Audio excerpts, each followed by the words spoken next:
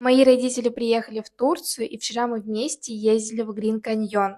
Сначала мы заехали к ним в отель, а затем нас забрал автобус, и мы поехали в это завораживающее место. Когда мы приехали, перед нами открылись величественные горы и изумрудно-зеленая вода. Эта красота впечатлила и родителей, и нас.